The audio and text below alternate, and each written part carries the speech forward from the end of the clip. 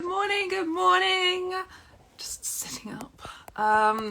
So this is the March edition of the Coffee and Chat with Kate. And it's not quite as advertised because sadly Francesco has COVID, the poor person. So we are wishing him the best of everything to recover well and happily.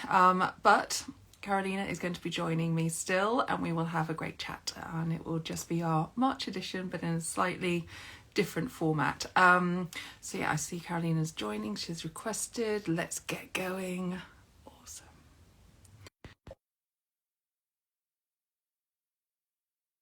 Well, it's a little slower than you want it to be.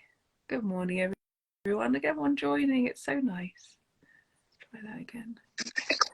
Oh, here we go. Oh God, It's amazing. close. We did it. So I'm realizing my head's now being chopped off. So hang on a second. Let me just do a little bit of an adjustment. Yay, there we go. Right. Off. I'm moving my show next week, and it's such Doesn't a matter. I mess mean, this here. is the beauty of it just being crop like here. You yeah, ignore everything else that's going on around. It's just us, and it's gorgeous. So thank you so much for joining, and thank you so much for being so yeah, soldiering on despite the fact that poor Francesco has COVID and isn't able to join us. I know. But he's like, can I do it again? I was like, yeah, we will schedule in for later in the year, but it might be with someone else, or maybe I'll just do a single one with him as a makeup for it. Oh, good. Cup matching glasses. I didn't do that. You've taken this to an extra level. I need a lot. I know, but it's like, oh, the color coordination. I absolutely love it. Okay, so welcome everybody to the March edition of Coffee and Chat with Kate. This is the opportunity for me to say hello to an ArtCan artist and find out a little about their processes, their practices, and their inspirations. And then at the end, they get to throw a curveball question at me. And it is a very gentle way to start the weekend. And I am joined today by Carolina Kollmann. So thank you very much for joining me this morning. Shall we get going? Ready? Awesome. Okay, Yeah, so sure. when did you join ArtCan and why? It's the standard starter question. I see. So, short story is someone we know both that I met in London long time ago, and she's in Spain now, and I've been following Yeah. her with the ArtCan thing for years, but I thought it was an environmental kind of organization because as we crazy, you know, uh, environmental person, and her art is her subject. So I thought though, and then until I saw Jill and Rebecca Tucker coming in, and then I said, so she was saying to me all the time, our friend, she was saying, oh, you should join, you should join, you should join.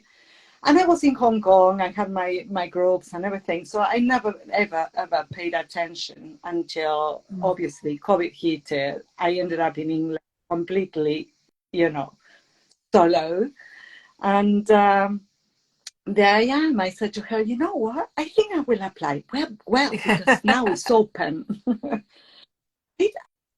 And I didn't hear from you for a long time, so I thought, oh no, that is what we always respond. It just sometimes takes us some time because what also happened, and this is interesting, during the pandemic, is that everybody recognized that we were still this community and doing events and opportunities and online shows and things like that. So we were suddenly, if anything, it helped ArtCan sort of grow even more because everybody was suddenly recognizing it as a platform to get engaged with and to do something with when normal sort of gallery structures weren't functioning. So yeah, we were then having to up our admin ante to make sure that we could accommodate everybody's applications. So apologies for the delay, but it wasn't because we were ignoring you.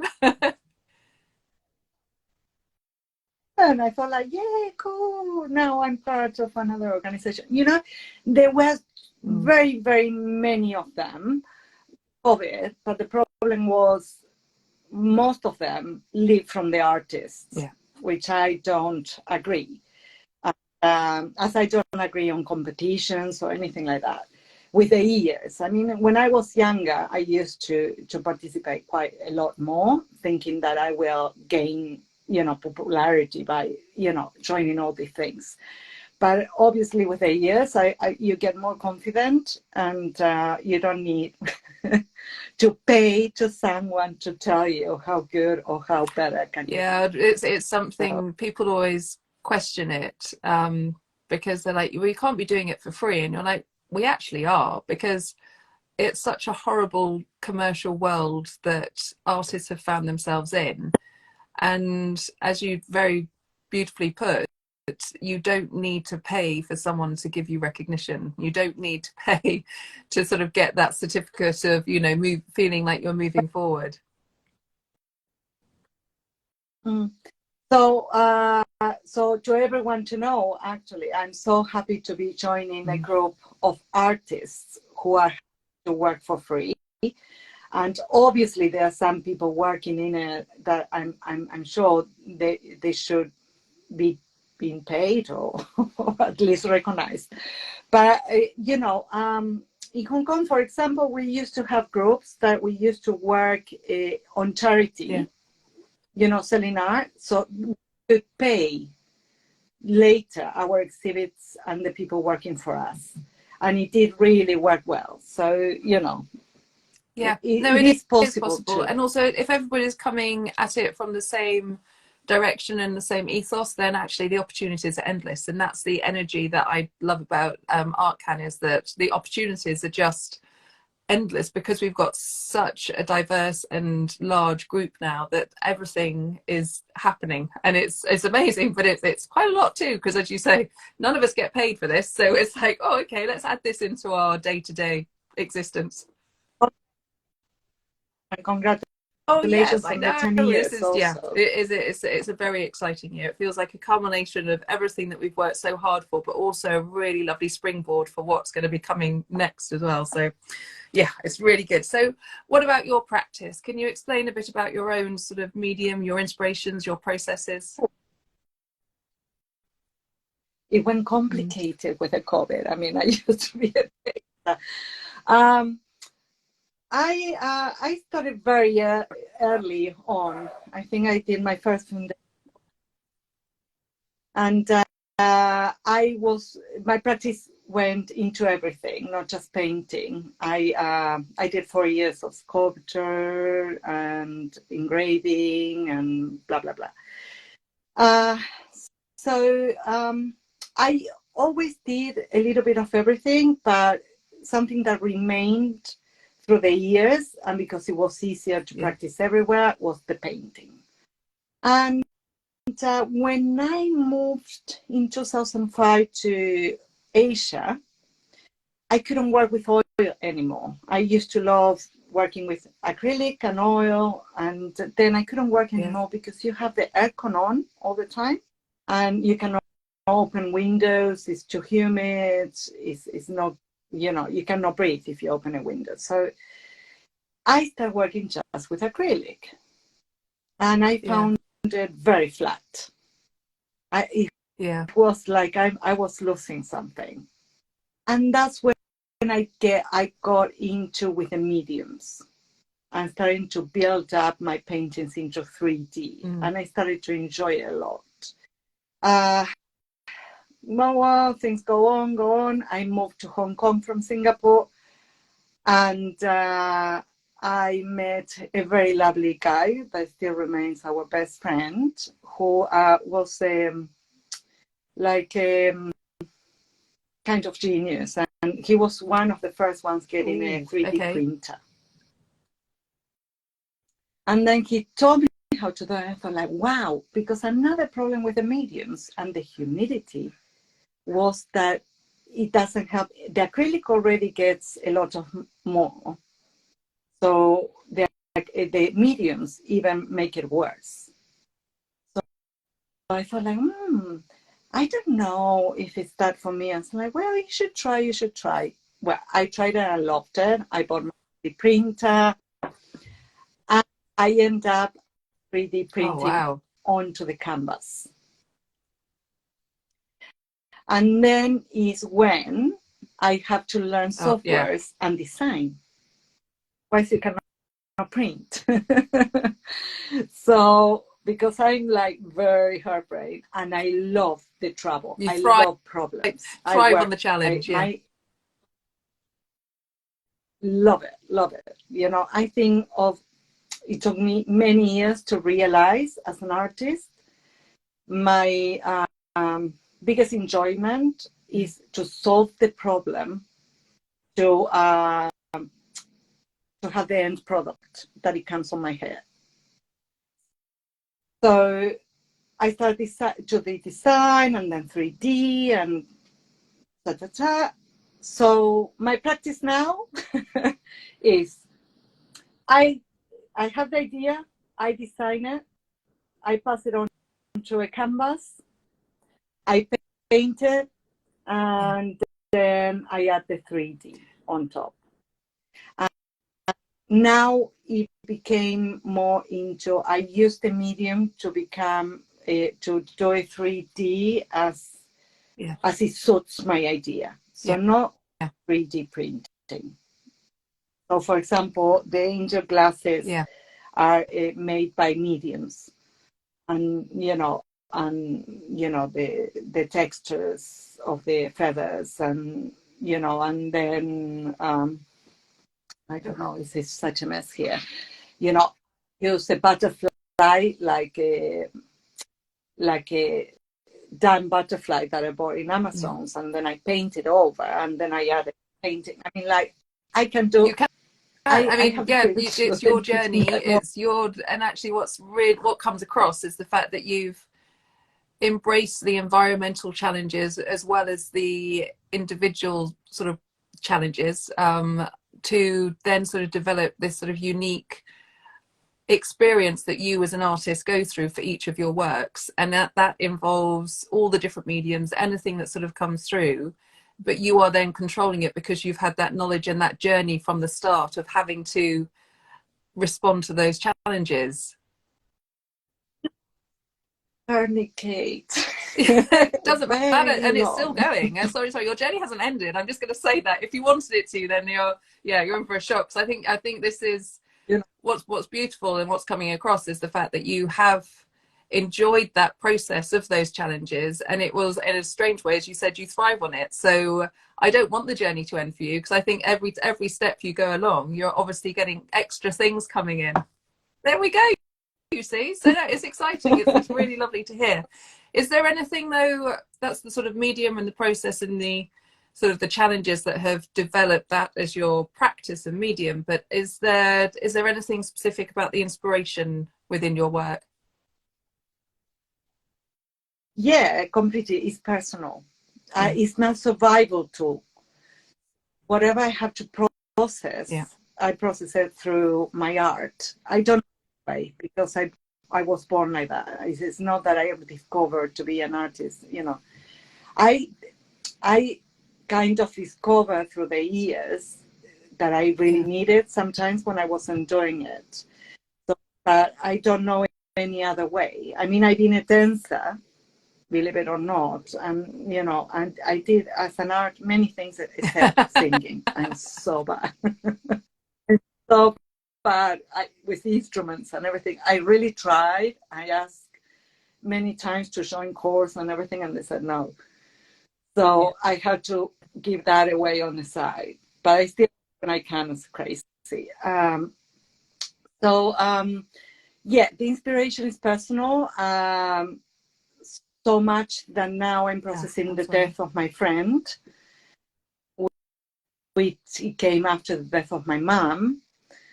So I didn't lose anyone through COVID, but I lost a lot of people through. And this is my journey now. It's like, I'm not scared of getting cancer. I'm scared of suffering, obviously. And what I cannot understand, and makes me completely angry, that treatments didn't change.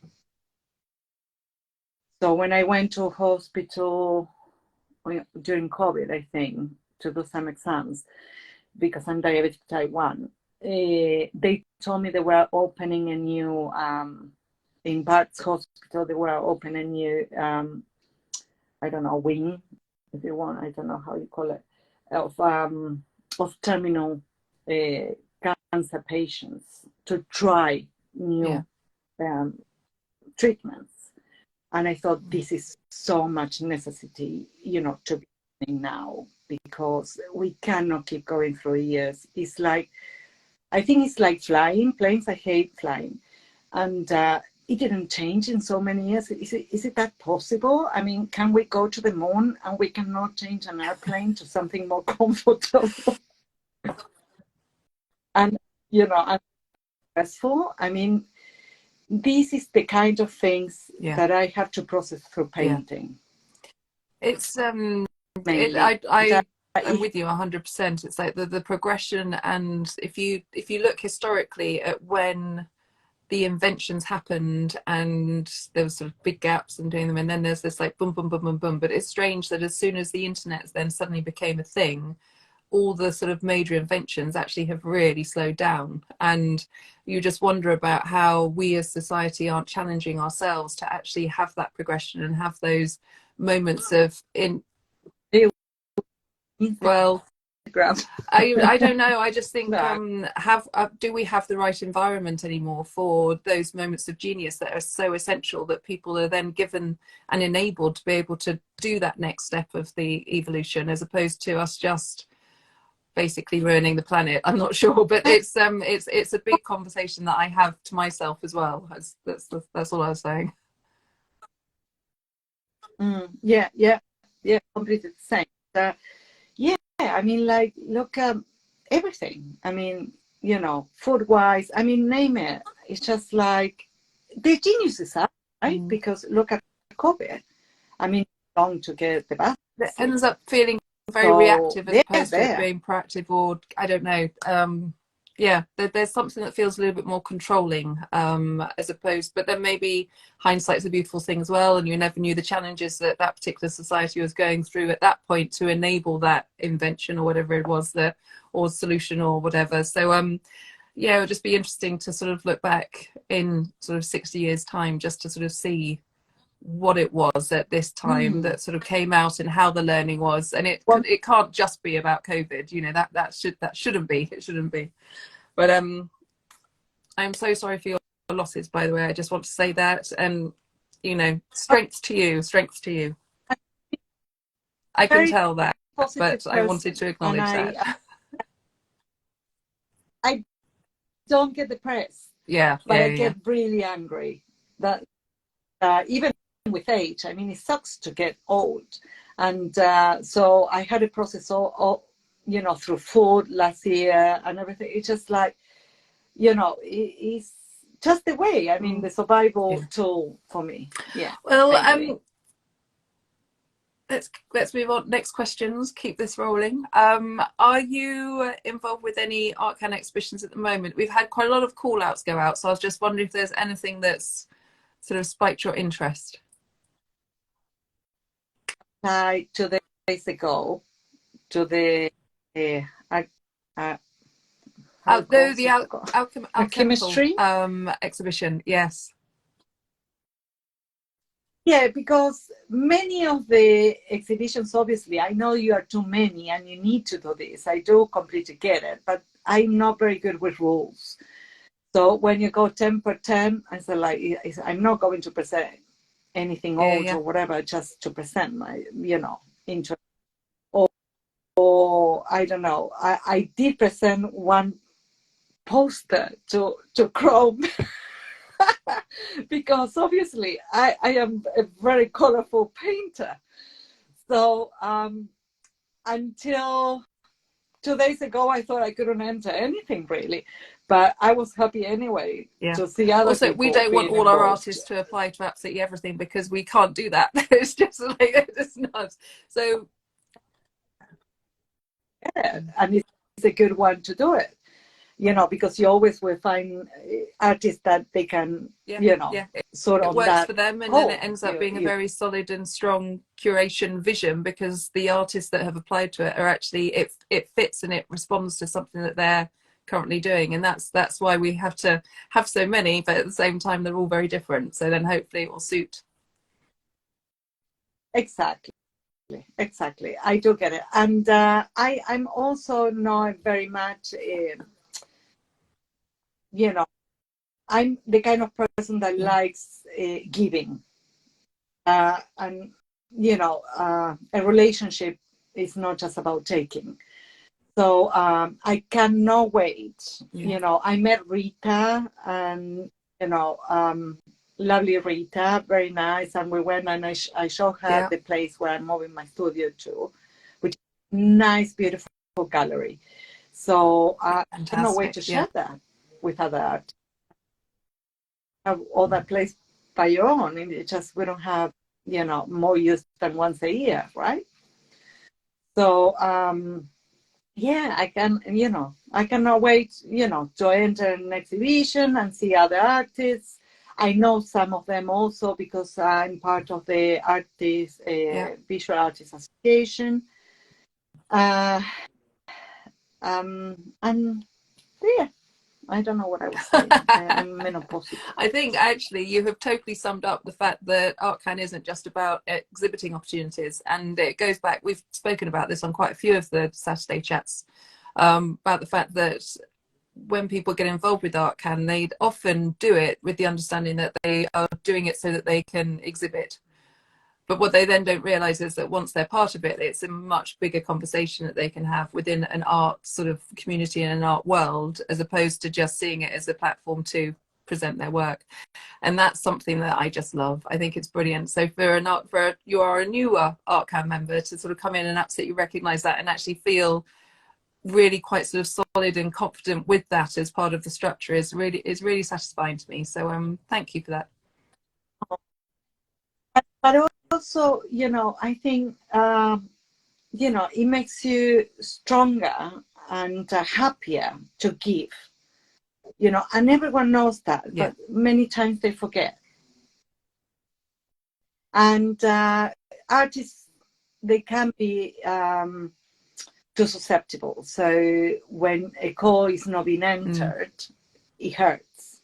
I mean, it hurts because you can probably first think the problem is your work, and not because it doesn't the bigger picture as it was, exhibition. But then it is personal. I mean, being an artist, again, that's why it is such a solitary process. You are so sort of focused with your practice and that particular work that you're engaging with and doing as you, that then when it goes out into the big wide world, it is sometimes difficult to be not judge, how it's sort of the perception of it. And it's it's a very funny emotion that you as an artist have to deal with when you're letting go of a piece in that way. Also, it's on the wall, it's no longer mine, so it's someone else's, but you're proud of that, but at the same time you can't quite deal with it. And then if someone is sort of throwaway comment which actually means nothing feels suddenly big, it's like we're the worst at that. We really are, as creatives, we really are.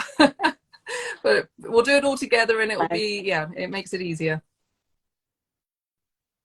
Yeah, we're difficult people, but probably nicer. That's a really good way of looking at it. Yeah, we will end it in a hug. Yeah, I love it. So, what's next for you? What's next for you? Oh, I've been planning this for a little bit long now, because we came from Hong Kong and we didn't have a home. I mean, our home was in North London and was rented. And because of COVID, we couldn't sell it or anything. So we've been in this home now for almost 5 years. And it's so difficult to buy a home in England. I cannot tell. I mean, it's really, if I have any psychological damage, it's coming from trying to buy a home in London. I think we are at the end. We are there. And there came I need to move my studio, because this home is nice. I mean, I have my studio on the 3rd floor, which is great. And, I have lights and everything. So I've been planning this for long. And I moved into a beautiful building, which was an old forge. And it became name artist studios. So that's also for anyone who is listening now.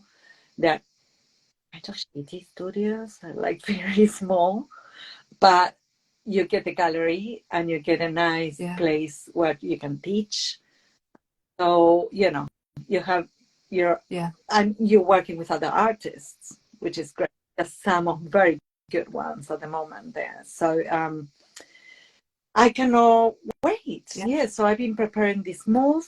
Plus, I really want to keep working. I'm very excited about working in my new series. And my aim is to show it in a hospital. I decided also I'm not paying for galleries because I didn't. I mean, to everyone to listen when they are saying to you, no. I mean, you can find, if you believe in yourself, you can find your own sponsors and you can work your heart. You don't need to be doing a exhibition every 6 months. You can do one every 3 years, doesn't matter, because you want to show, a piece of you. You know, just try to show. It's not about that. It's as an artist. I mean, you can be recognized in the future just because of having an online presence. So, and you don't sell paintings. That doesn't matter what people say. And I hate these organizations on that.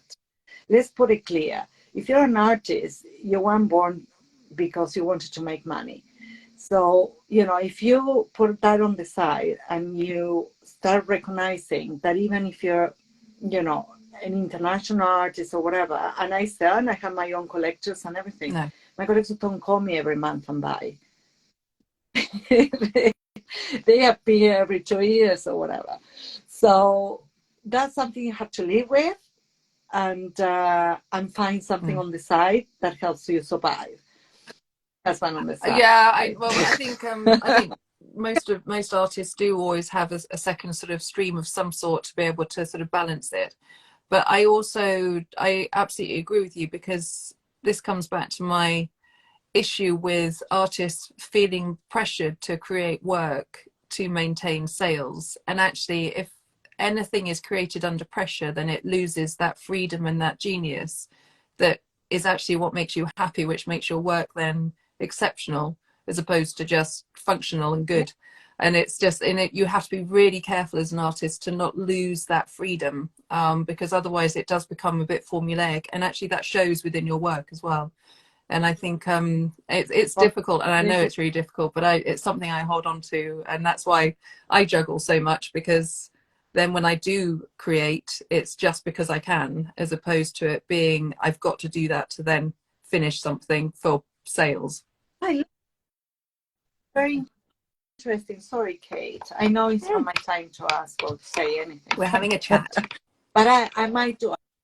I had a look on your work, obviously, because I wanted to know who I was chatting with, and I knew you were an artist also. So, and I have to say, Instagram doesn't show that on you. So I went to your website and I saw your work. I found it very interesting, but also I found it amazing how you use acrylic and it looks like drawings. It's just a very, very unique way of putting your paintings. So congrats. Thank you. You're welcome. I love it. So actually, it is now time for you to throw me a curveball question and talk. So do you have a question for me today? Are we going to get a nice physical space, big one, for ArtCan and do communal work with all the art showing they're creating great stuff with all the drawings in one? The main thing is finding the space. Someone get me the space and I can do it. Yeah, but now you see, exactly. And I did say that. So one of my sort of 5 wishes for the year that I'm holding tightly to, and just throwing out into the ether, is that yeah, just that more physical space, opportunities for collaboration, as opposed to it being a commercial transaction to find a space. Because the ripple effect that ArtCan now has internationally as well is just gorgeous. And I just think that if there are spaces out there that want to be a part of that, then it would just be such a pleasure for both everybody involved. It will just be brilliant, and it will be so positive, and the energy will just be amazing. So yes, we are putting it out there again. Right, they are changing so much that we need this, because if we are going to drive our own careers, yeah, I never thought I would be everything. I even designing websites, and it's just like crazy, isn't it? Yes, oh, by the way, you I have a new can. website. So Can I'm going to post that? this afterwards, and then make sure you put links and everything in the comments underneath, because then everybody can follow you. And then tell me if it works. Yeah, this is now your feedback platform. Yeah, that's another help I can do. I mean, I design all my shop and everything to make it cheaper to do my website, and I use my shop only and solo for commercial stuff, like more posters and signs and things like that. And I use, and I want to separate what it was my gallery. So I found this guy, which is called Richard Pena, who he's an amazing designer, and I cannot say the name of because it's French or whatever, so I won't say the name of the company because I won't say it right. But he's here in UK and in England, which is very important for everyone who is in the UK, because when you pay your taxes, what I do, then you have to have your website done here or whatever. So he owns a platform that I didn't use because I was in another one already and it worked well for me, so I didn't want to change. But he has a platform for artists. If you are interested, then I can get do you, the introduction. It just anything, and every single time I have a conversation with someone new, there is always something positive that has that sort of ripple effect. And even if it's just the knowledge, because then when someone asks me, I know who to direct them to. It's just, I think knowledge is power. So if we share as much knowledge as we can, then the more powerful we all are collectively and also individually. And yes, nothing should be held so tightly to yourself that you aren't able to share it with other people. It's like we're all on the same team, essentially. Yeah. If you put it in your brain, you don't have to gain anything apart from happiness. That is such a lovely comment as well. I'm going to finish on that comment because that feels like we're starting off our weekend with such positivity and really good energy that we put out today with our conversation. Thank you so much for joining me. It's amazing. I love it. So thank you for joining us, everybody, this morning. Not quite the afternoon yet. And wishing everybody a gorgeous weekend ahead. And everybody, please stay safe and stay positive and give everyone a hug, which is great. And join me next month at the end of April for the April Coffee and Chat. But for today, it's Carolina Kollmann and myself signing out and saying thank you for joining us. All good? You're brilliant. Thank you. Take care, everybody. Bye.